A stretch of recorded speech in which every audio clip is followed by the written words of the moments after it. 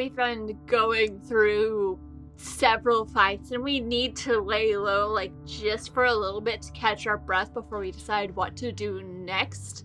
Describe the scene as Yohan and Daxton are talking about the fact that everyone needs to, like, chill for 5 minutes, or however that conversation goes. I think it's kind of been non-stop for a while, so Johan is going to suggest, to fulfill a sci-fi trope here of the sort of library world, so to speak, because Johan is always interested and kind of fascinated by stories, and that's always been a major facet of what matters to them. So when it comes to relaxing, it usually will involve engaging with other stories. Even though that's like tied into religious practice, that's a lot of how they actually calm themselves down. So they suggest kind of this old holdout chronicler world that keeps track of kind of forgotten stories, and all you really need to get in is to donate your own, or some kind of story, or some kind of written work, or recorded work, or something that you have taken from yourself and expressed onto something else. They're not super picky, but it is like a tradition and a requirement. And so I take the lead and point us towards that chronicler world, which is, as far as we know, pretty far away from the enemy, not within any immediate threat range, but still close enough to the worlds that we've been trying to protect that if there's an emergency, we can leave quickly. Probably since we're having Daxton fly a little bit more often, I might stop in and kind of point in that direction. So, Daxton, have you noticed overall intensity in the space increasing? There is a very high level of emotional instability that I've noticed, yes. Yeah, a certain... Well, if I had another language I spoke, a certain je ne sais quoi. Regardless, I was thinking, right, because I don't speak, it's not English, it's like Galactic Basic or whatever, Star Wars nonsense. No, I understand. Yeah. All the languages have merged together, it doesn't Yeah, matter. I'm speaking, if I were to speak Galactic French, there's a certain anger in the air, frustration in the air. I was thinking, since you're so increasingly adept at your flights, if we could make a quick pit stop, we can iron things out with the captain once we get there. But we've been there before. I think everyone will sort of fall on board once we realize, oh, what a nice, remembrance of old times type of situation. What do you think? Are we sure that the captain will be okay with that? Taking a detour without prior authorization?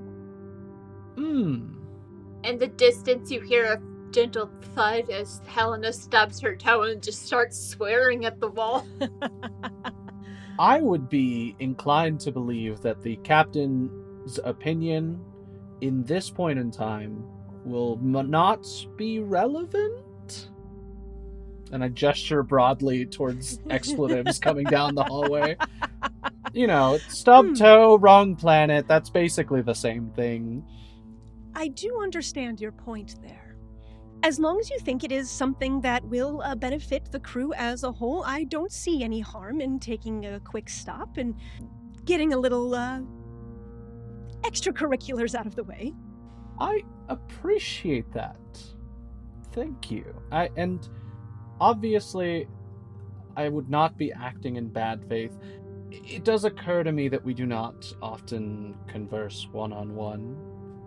So I am expressing there's no malice or sarcasm or deep-seated resentment or anger or frustration or the kind of nagging doubts that you feel when you talk to someone who you're not sure if they're quite up to where we're supposed to be at this level of... None of those things are happening now. I need you to be present with that information. Those were a lot of very specific emotions, Yohan. I find storytelling to be both my spiritual practice and the thing I do for fun. Should I have other hobbies? Likely. But that's not relevant necessarily here, because I experience a lot of different emotions. And although they are specific, none of them apply to this. I am incredibly neutral right now. The fact that you had to bring it up makes me question that, but I'll take your word at face value. I just realized Yohan is like my neurodivergent enemy. It's like, hey, I know you weren't worried about me thinking about these things, but here's like 7 things that I could be thinking about. Like that's like my real actual nemesis. Worst nightmare. I also pictured, like, as Yohan said, I'm neutral in this, your shoulder started giving off emotions that are just irritation and annoyance and just being fed up with this. Not your emotions, but your shoulder did start giving off those emotions, the red name tattoos.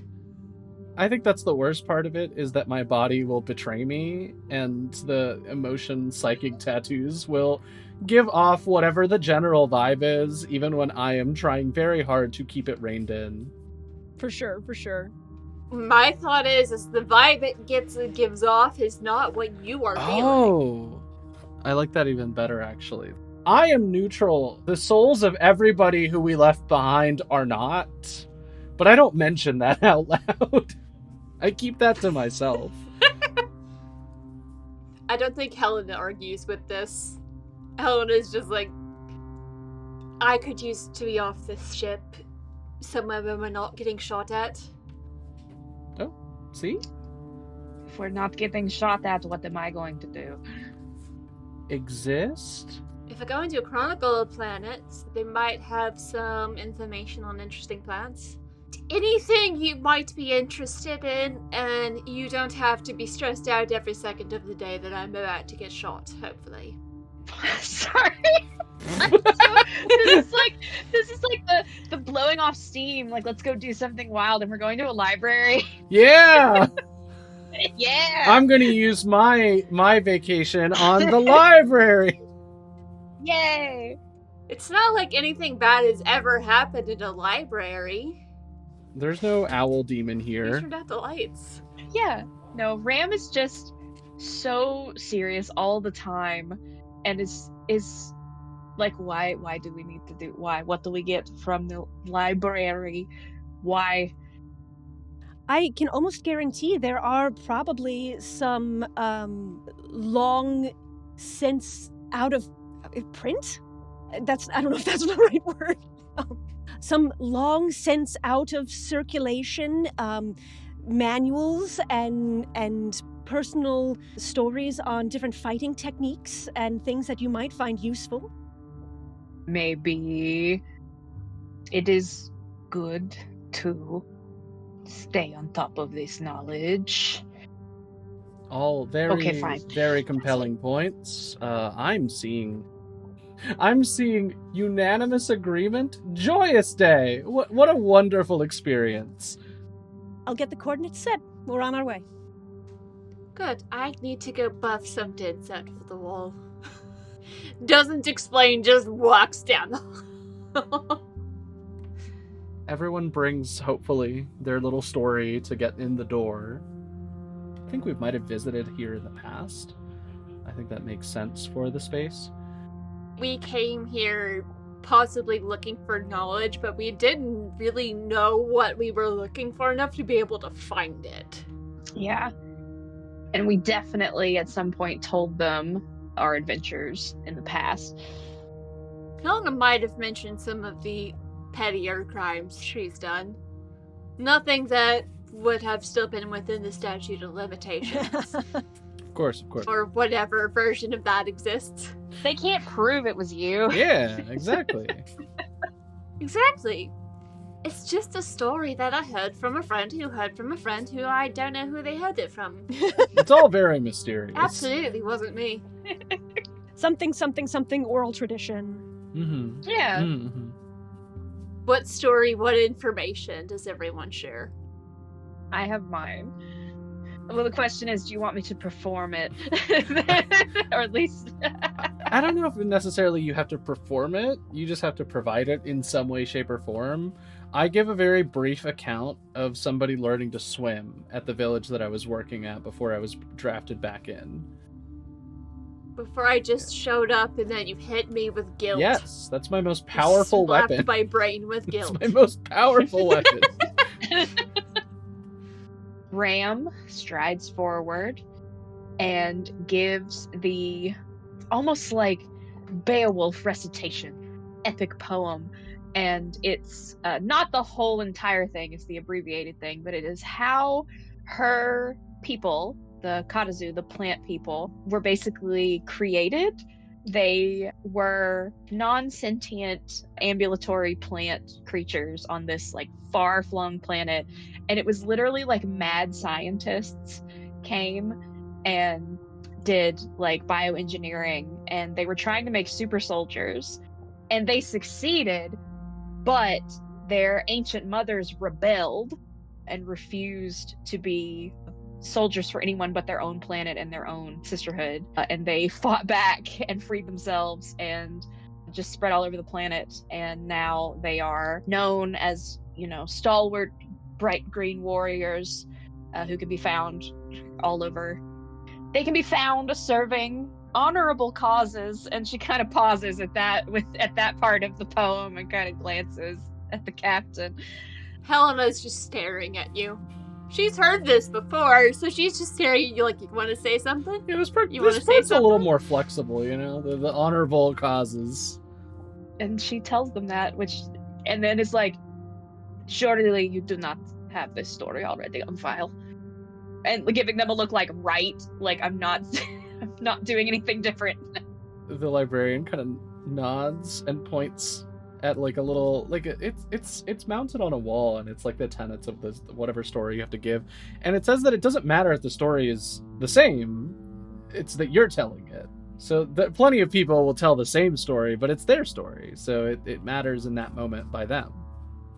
Okay, good. Yeah. And that's Ram's story. Here we go. Daxton brings if like android mythology is a thing. Absolutely. Yeah, a memory that's kind of been like passed down from like computer to computer, essentially, about a group of autonomous medical drones that had once been deployed to help with like the collapse of a bunch of like dying outposts around a dying star. And they, you know, went out, were doing the things. Their only directive was to preserve life. They continued to do that, but once the sun eventually exploded, so were all of their like outposts that were like giving them those directives.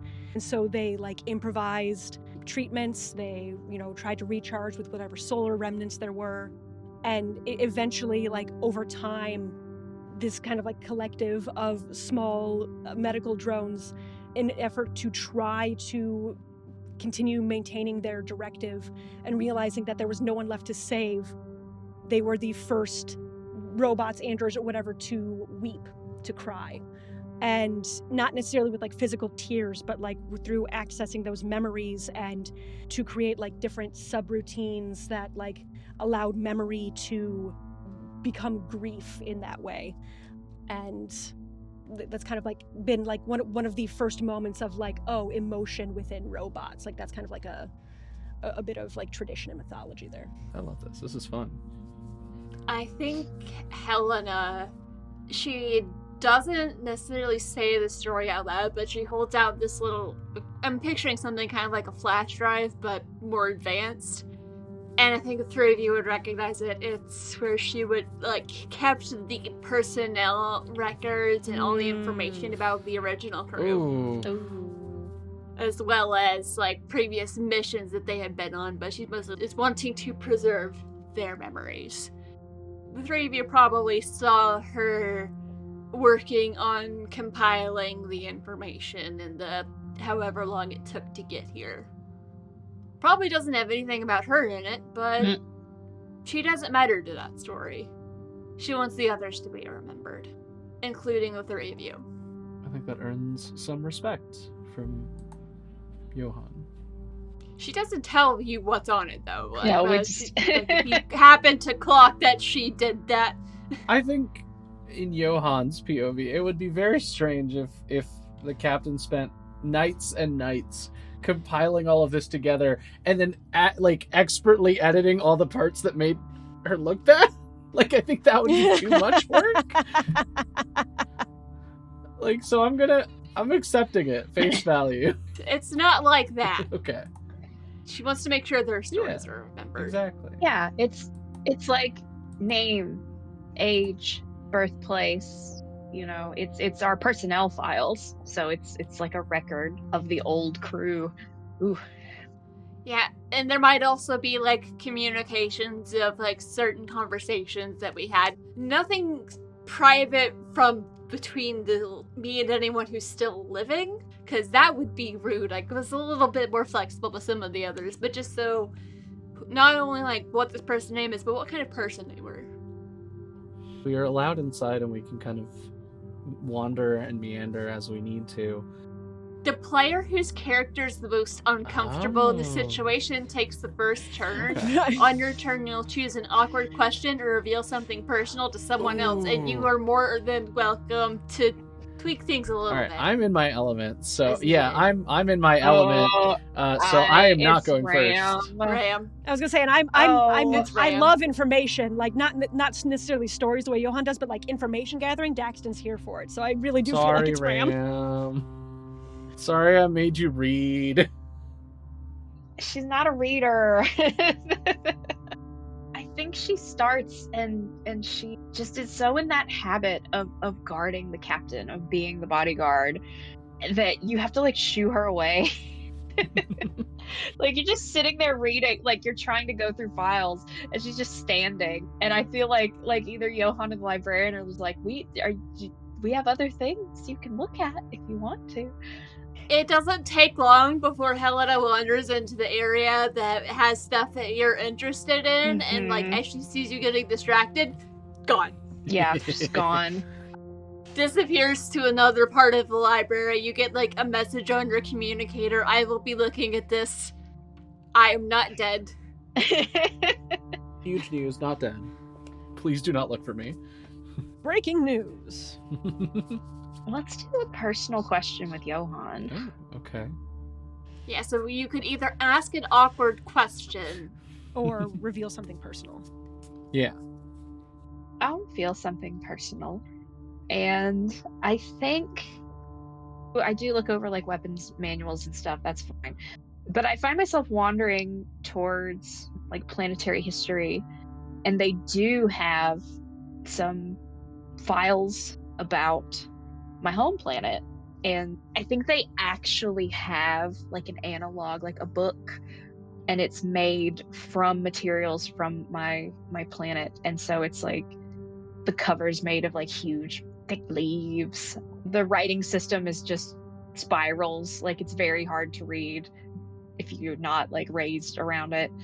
And she just kind of lets her hand drift over the cover, and she flips through it, and it's the same warrior poetry of how they defeated the evil scientists. It's not a place most people have any reason to go to. They're very isolationist. They have everything they need, so they don't really trade. What they do is they send their young people out to basically, like I said, serve honorable causes and do honorable deeds and mighty deeds. And once they've done a mighty deed, they can come home and rejoin their community. And Ram is still here, and Inspires you to share something. yeah, it inspires me to share something. And I think Yohan's there. I think I allow myself to relax and let down my guard. And I'll tell you a moment about my youth. And I just kind of, like, wherever you are with your documents and your books that you're enjoying, I just come over and like plop this huge green viney book, like actual book, just thunk in front of you. I feel like the design and the binding is incredibly intricate. No one outside of the Kudzu know how to create and bind books like this.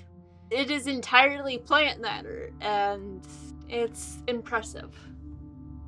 If unexpected as you're reading through whatever you're reading through. I look at the sudden plant book in front of me. I'm not going to assume, and I'm going to wait for context, unless I like pry it open, expecting something awful to happen, and it's just a book. Okay. I thought this might have been a prank of some sort, but no, we're good. What is this? Not a prank. We're in the library. No, it's this. It's Katazu relic. It's from my home planet. Huh. I had no idea that it was text like this. I'm fascinated, if I'm being honest. What, you think we don't read? We have libraries. No, the implication had nothing to do with your ability to read. It was more so that I was not aware of the kind of work that your people had been doing. Ah, understand. No, not many do. We have grand libraries. We have our arts, our musics. This, the grandmothers tend to the libraries. It's funny, the first time I had to go to the library, I was in trouble. It was not even my fault, it was my sister, Mar. She shirks off, does not do her farming, leaves all seeds to me. What am I to do? My legs are so short. I cannot run the fields, I cannot finish. And they say, Ram, you did not finish. Go tell grandmothers why you didn't finish, because you're lazy. I'm like, I'm not lazy. It was Mar. And she says, no, it was not me. She lies. So I fight her, and we fight. She is, and I gesture, like, these would be very small children. Yeah. Like, no, because you're be... like, my legs are too short, and you've always been taller than me, so I'm looking up and trying to envision you scaled down to small, and what that even means. And I gesture, like, the height that I would be is, like, toddler. And then I gesture up, like a bit more to show how tall Mar is. So we fight. She wins. I'm in trouble. And I go to the library. I'm so nervous. And I go, I take my little legs and I walk myself in there. And I go for the grandmothers. And they are. And I gesture. This, I don't know how to explain this. Big? No, I'm following. By all means, continue, I think. No, but grand, big. Like, big the size of our ship? Big the size of you, comparatively, because you were yay high? Like, they are smaller than the building, but they are bigger than the building. Does that make sense? Doesn't matter. They're there. I'm going to let you continue, because this is much more information than you've ever given me about your planet and culture and practices related to childhood rearing. So, whatever you want, I'm going to believe you implicitly. You could be making this up. Your prank is working stellarly. I'm enraptured. Would not make up. Anyway, I'm just trying to share. And I go. And I stand before the grandest grandmothers, and they say, we know that Mar did not do her chores, but you have to stand up for yourself bigger. And then they pull out books and make me recite, which the book's bigger than this is nothing. This, I don't think you're on this. I did the language. I'm not conveying. No, you're doing a fantastic job. My job is to understand, and you are using a lot of size comparison related analysis here to really get me to understand the scale of your childhood. I appreciate this. Anyway, it was the first time I remember in the library, and it lasted for a long time. Not really a scholar myself. Maybe, and I glance back over to where the captain is, far on the other side of the... And I'm like, maybe when this is all done, Maybe. Exactly. Ram's language has dozens of words for the word big, for sizes, and they have different connotations. Because her people they keep growing. Big as in tall, like a stalk of corn. Could be like big as in like an oak tree. I was picturing oak tree when you were talking about the grandmothers. Yeah. Of them being like size comparison to that. Right, I'm thinking very tall. Like tree size. And then Ram. Anyway, I'm taking this and I take the book back. I have like a hand to my to my mouth, like in shock. Wow. There's so much depth there. And so many words for different types of size. Fantastic. Amazing. Who wants to hold some dramatic irony for a little bit as a treat? Daxton. Cool. Oh boy. I'm here for that. Oh yeah. Okay. I'll have finished my reading, and I'm still kind of like shocked to have learned anything at all about Ram's culture.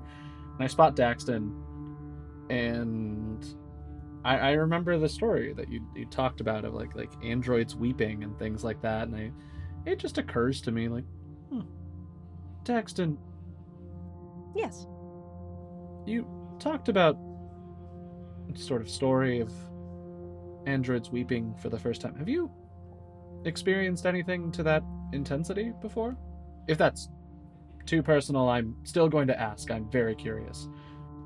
That story, if assuming that the records are true, happened a very long time ago at this point, and the level to which emotions currently affect most models of android vary to a very high degree. I'm meant to be rather empathetic to most situations.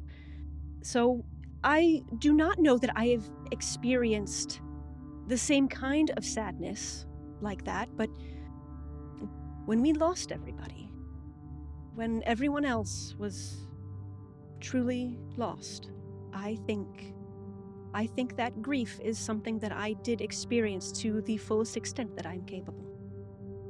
I guess I never thought about it like that before. Obviously, I've grieved a lot about who we've lost, but I think about specific people more often these days. And it's not just, and I point at my tattoos, it's not just those. I don't think I ever told anybody this. Do you remember Garrett? It's not like a micro expression, it's almost like a stutter or a glitch, like when something kind of just like shivers or shocks a little bit, like, when your video glitches out for a moment, just kind of like, it looks like that for a second. But then Jackson says, yes, I do remember Garrett. A macro expression, yes, it's a Yeah! it's a macro expression. Yes. It's there. Daxton is horrible at poker. Yes. They're horrible at bluffing at poker. They can count cards like no one's Yeah, that's true. business. They're good at the game, but have no poker face. Correct. Yeah, exactly. So I do not necessarily catch it right off the bat. Yes, I remember Garrett. Well, there's the kind of long and short of it. I'd like to think that if the crisis weren't so crisisy, I would have enjoyed Garrett's company a lot more often. Really? I'm as surprised as you might be, mostly because condescension seems to be what everyone expects of me at baseline, and that would be correct sometimes, but I found it was easier to feel other things with Garrett. You were so specific with emotions earlier. Could you explain some of the specific emotions that you would be feeling with Garrett? I felt a connection to them, potentially of a romantic variety. Oh. Yes, I was uncharacteristically hiding that part because, well, generally I don't like when people have leverage over me, but I don't think I should feel that way about you. Should I? That I would use your emotional past to blackmail you? Yeah, I guess when you say it like that, that does feel not in your wheelhouse. So yes, feelings for Garrett. Never found out what happened to him, not among the dead that I know of. Well, Yohan, I do have that information if you're interested, but if it's not something you want to open your mind to, that is fully acceptable. I mean, we had several discussions about plans to meet up after the fact and never materialized, so, I mean, worst case, I read something that lets me know that I was not quite the object of Garrett's affections, which I think would be reasonable. Well, I have no information regarding Garrett's romantic tendencies. Oh, well, that's good. Or bad. How about, because I physically feel like my skin wants to fly off of my body at supersonic speeds, you send it in a little packet message to my datapad with a timer so that I open it in the evening after dinner and some tea. Potentially with a bottle of a fine beverage nearby for when I read something that may be upsetting. That seems to be the implication. I'm going to ask you before I agree to this, how much information do you want, Yohan? And I get real close. I would like all of it. Very well. And as you had leaned in, Daxton leans back, pulls out their data pad, and starts compiling a file to send to you. All right. That was, frankly, awful, but I appreciate our honesty and capabilities as teammates, and as always, our conversations. I'm never quite sure where they will go, which is a testament to your ability to remain unpredictable, Daxton. I appreciate that. I'm going to go turn around, and we're not going to speak of this to Ram, who is very interested in how big things are, and to the captain, who has disappeared as far as I'm aware. Very well. You hear just a distant, I'm not that far away. You stub your toe again.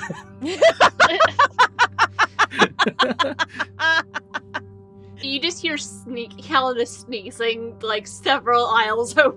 There's a lot of dust here. It's that particular book that was dustier than she expected. Yeah, exactly. I turn around and, I steeple my hands together and I turn around and leave that conversation as quickly as I can. The question now is, do I choose I accidentally let slip a secret that's not mine to tell to the captain about what just happened? Oh, that's good. Ooh. I like that. Because that's where I'm landing with that. I think that's a perfect choice. Because Yohan asked for all of the information, which includes some things about the captain. Yeah? Yeah, and I picture when Daxton comes across the captain, she's checking records and information about what's been recently going on with that mafia and some of the others. Mm-hmm. Just, if there's anything she needs to worry about. And she just so happens to be holding the one that his family came from. When you pass by where Ram is, she has the big plant book open. And if you were even thinking of coming to say something to her, she takes a big sniff of the book just to get that good book smell. Oh, that's so good. Daxton kind of just shakes their head and is like, I will never understand the obsession with olfactory things, and continues walking. Does Ram pick up the book and sniff it, or do you just put your face in the book? You just put your face in it. It's on the table, table. That's Yes. so good. Just absorbing it. It smells like home. Phenomenal. Smells so good. Yay. Absolutely.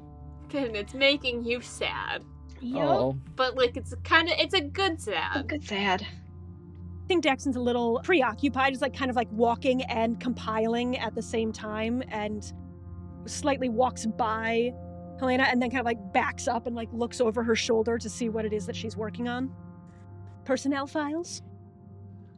Just checking to see if there's been any movement that I didn't know about with my father's organization and some of the rival organizations. Don't think they've moved into any areas we need to be worried about, but I just figured it was worth checking. Also, seems that the story went that Garrett just ran away from home. I don't think they know what happened. That's unfortunate. Well, it's probably for the best that they don't know what actually happened to him. And even if he had survived, they probably wouldn't be all too keen with some of the things that he could have ended up doing anyway. I mean, I feel like he could have done some good. Out on his own, away from that life. I feel like I've done alright, given unique circumstances. Is your father particularly happy about what it is you're doing now? He thinks I'm dead, Exactly. and I prefer keeping it that way. Exactly. Sorry. And it's probably better that Garrett's family thinks he's dead rather than doing some good or running off with you or dating Yohan or whatever it might be. She just stops moving when you mention the dating Yohan, and then just slowly looks up at you and like, What could you mean? can you run that last pit by me again? Ah! I don't think I can. I'm so sorry. My memory must have blanked. Oh, this rules. I honestly think Helena's just gonna kind of let it drop because she can see you were like incredibly uncomfortable. So I think like she'll just like start talking about other things, and it doesn't look like there's been any movements we need to worry about. There was a bit of a skirmish about a year ago between these two organizations, but I think they should be. We should have a little bit of time before someone decides to start something again. I do believe. Just kind of like look around and like point at a shelf. We might be able to find some useful information over there on the enemy, and just point on the other end of the library. There's some. I don't know how much you've been plugged into information about android colonies and so forth, but there's actually some information over there you might find useful. Are you suggesting that we go to separate ends of the libraries because I said something that I should not have? I'm giving you the option because you seem incredibly uncomfortable, and I know sometimes when something slips out that's not supposed to, everyone just wants to run and hide and pretend it didn't happen. Yes, well, So that didn't happen. That would never happen here. That's wild.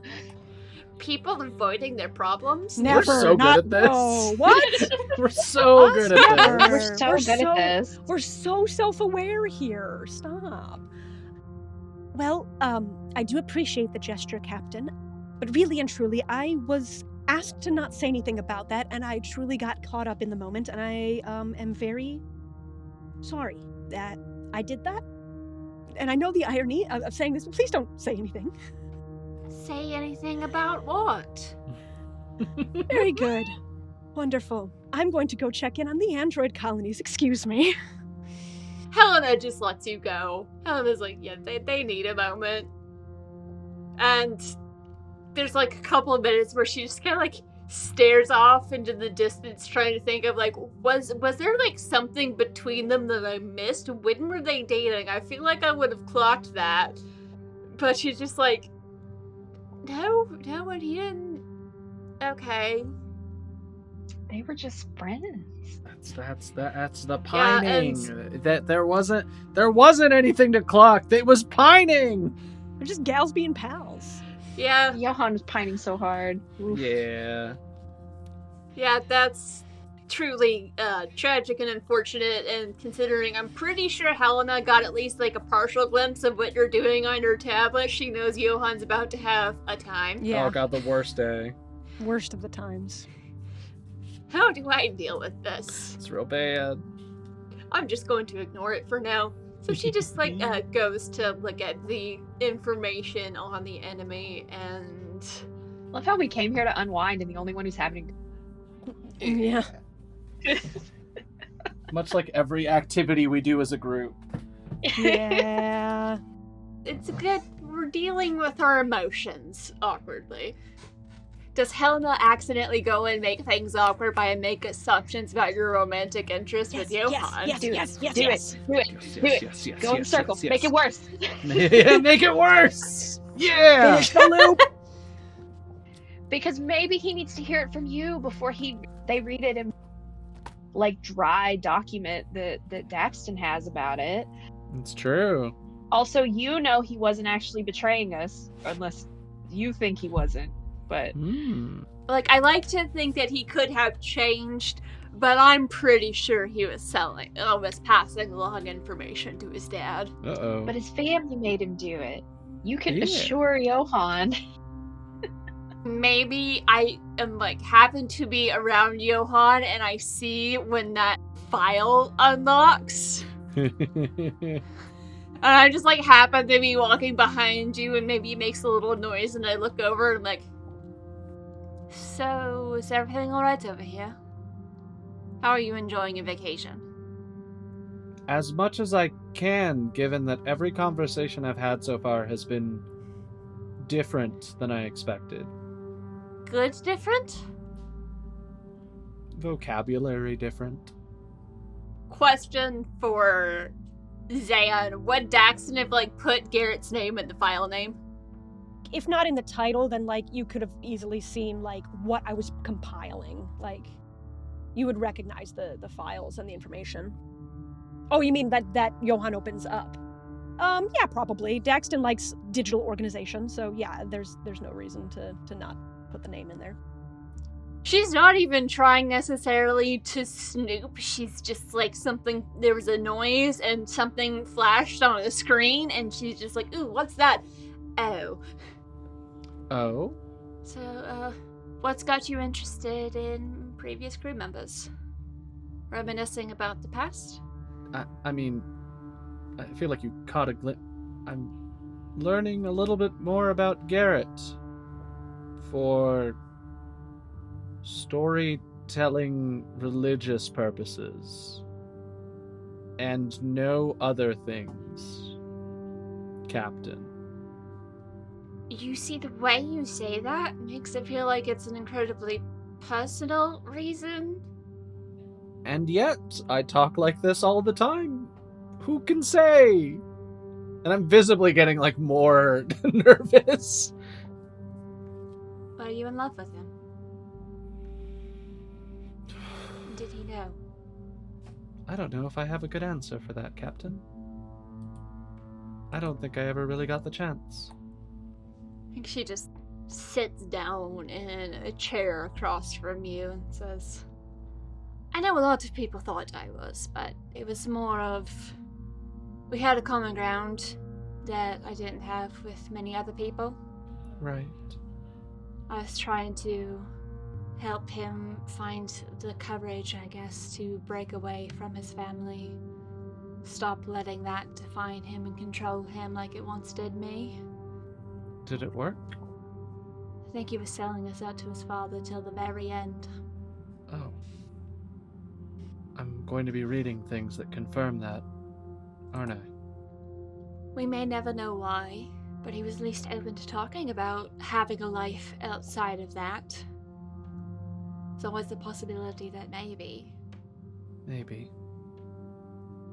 I'm sorry that you have to find this out and deal with this, but I figured it might be a little easier to hear it from a friend or a friendly person before you have to read about it.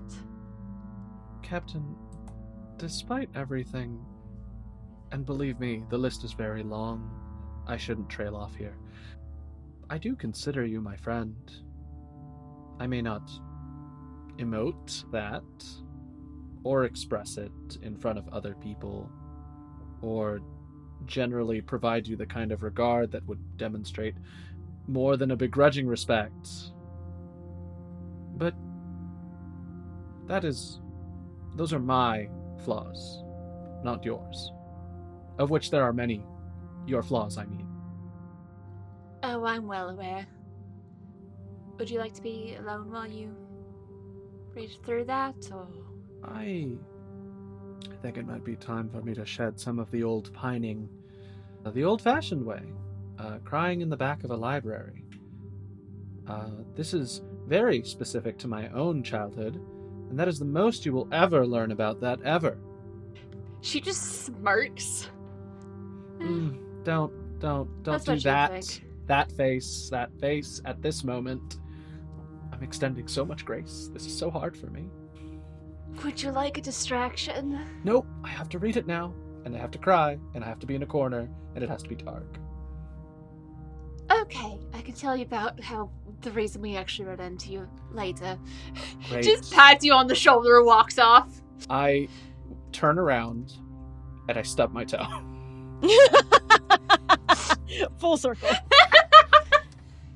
Amazing. Yay! So good. Full circle! So good.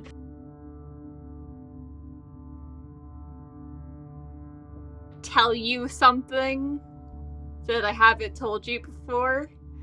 And I do think later Helena does. How long do y'all think we stay there? Do we, like, spend the night, leave sometime the next day? Because Yohan needs some time to cry. Yeah. Oh, yeah. That was my thought. You find a dark, like, aisle, and occasionally there is a fresh bottle of alcohol and, like, some food, and then just, like, a really big jug of water at the end of the aisle. That is awfully convenient. Helena is just kind of, like, casually dropping some stuff off, has told everyone to give you space. Yeah. Has not told anybody why, but I think Ram is the only one who doesn't know. That's fine. Ram has had a very nice vacation, even though coming in, they were the most uncomfortable. I'm having a nice time. It's nice. Yeah. Like, it's enclosed, it's chill, we're safe. Ish. Helena just tells everyone that Yohan is just doing some intense research and meditation and does not wish to be bothered. Oh, The that religion. rules. The religion thing. Distant sobbing in the background. Yeah, no, it's bad. Yep. It doesn't take long before the bottles of alcohol just have water in them, but it's flavored water, so you think it's alcohol, but you're actually... That's fine. If anything, Yohan is a lightweight, so they know not to overdo it anyways. Yeah, and Helena's just like, I don't know how to help with this. I'm sure if they need a person, they will say something while I'm walking by. Yeah, exactly. Words will be said if I require further assistance. I'm having a very normal one. It's so normal here. Oh, gosh. Amazing. Once Yohan is able to put their professional mask back on and function like a human at least long enough to get back on their ship, we leave. And now it's time. Who wants the white and who wants the black? I've been happy with the black deck lately, so I will... I'll go with the white card. Thank God. I've driven so Yay. many red cards. Alright, what am I getting? Ooh, you got a red card. No! My luck But has you- run out. Yeah. It's okay. Happens to the best of us. For Daxton, loyalty is regained. I think I'll keep the card this time. I think there is a little bit of loyalty regained in the captain for not pushing on the Garrett situation, for just kind of like letting it be. And there's like a little bit of hope that there is a space where, even with how closed off we are with all of our emotions across the board, that maybe that'll still be okay. Yeah. She absolutely would have just, like, let you hang out in the android section until you were ready to join her to look at stuff about the enemy. But she absolutely did wait to look at some of that with you. Nice. And for Ian, Yohan, the enemy grows stronger. Give us a brief glimpse of the enemy and how they become more terrifying. I mean, poetically, it'd be fun if Garrett had something to do with it, I would say. We get a glimpse of Garrett from behind, and as the camera pans up, you do see the nanite cyberware infestation crawl across the skin and then disappear as they go to, like, pretend to be normal and have a conversation with an agent. And I never get to find out until it's too late. Devastating. Yeah, Garrett looks fine. The enemy can now hide in plain sight. And no one realizes Garrett is no longer Garrett. Whoops. The enemy can now perfectly mime their puppets. I was gonna say that's not what I wanted, but it's gonna happen. Yeah. That's what you gave me. Yeah, that is what I gave you. You free reign. Whoops. If you want to go, I don't like that we'll laugh. try I don't like that at all. What? No, no. I don't like that.